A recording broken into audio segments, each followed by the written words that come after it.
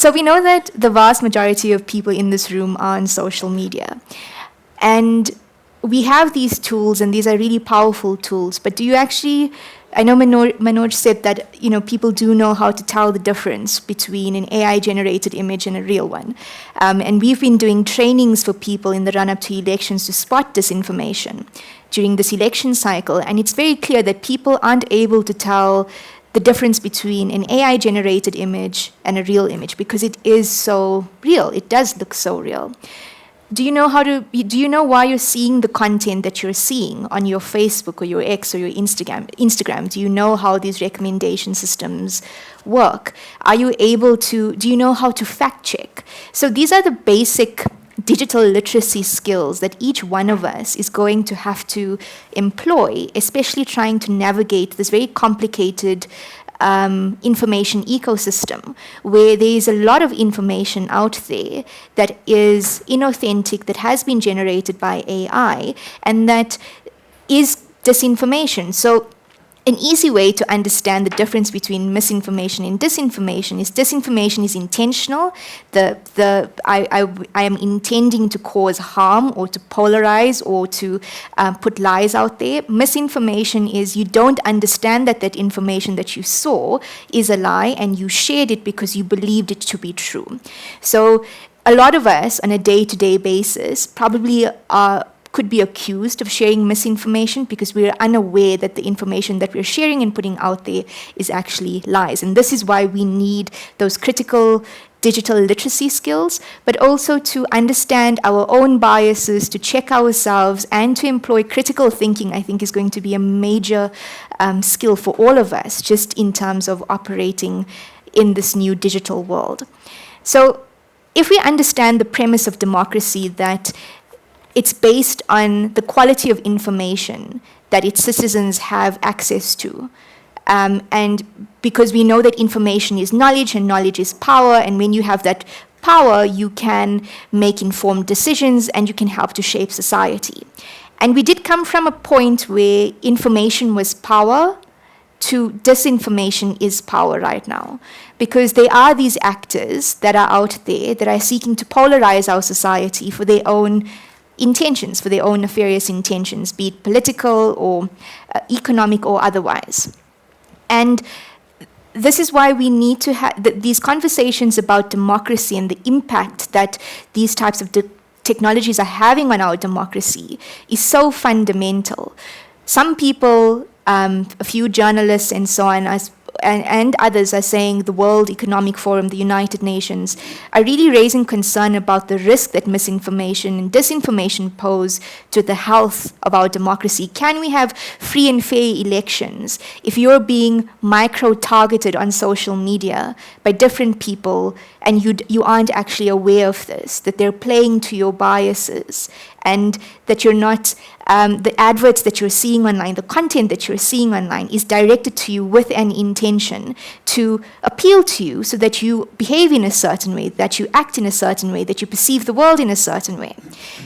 In that context, can we say that we have free and fair elections? And this is why I do believe that disinformation does pose one of the biggest threats, not the only threats, but one of the biggest threats to the world that we currently living in right now. So we know that about half the world's population is going to be voting. And there's a rise in authoritarianism and a whole bunch of things, and climate change, and is on this global ballot. And basically with all the wars that's going on in different parts of the world, there's, what's also on the global ballot is whether or not we can uphold humanitarian laws and rights. And it's becoming so much more difficult to do so because one would assume that all of us care about the planet, that we all care about our collective humanity, but we're so polarized on basic issues that we should be able to have conversations about. Democracy is also about contesting ideas. And I think we are at the point where we no longer contest ideas because if I don't like your ideas and opinions, I can switch you off. I can unmute you, I can unfollow you, I can go and I can read things that appeals to me that I agree with.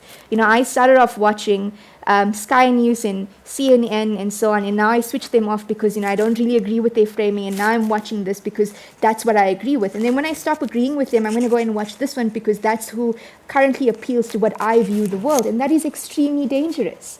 So what do we do in this current time that we're in? I think it is critical that all of us learn and equip ourselves with the digital literacy skills. Sorry, my mic's fallen off. With the digital literacy skills, that we know how to tell the difference between disinformation and real information, that we know how to critically analyze things that are being put forward to us, that we understand when something is appealing to our biases. And we also know that we're not just going to keep scrolling, that we are going to report it, to the platforms. We are going to report it to the organizations that exist that go and fact check this. That we ourselves are going to take the responsibility of fact checking something before we share it in different WhatsApp groups or before we put it online. And I think that is a first step.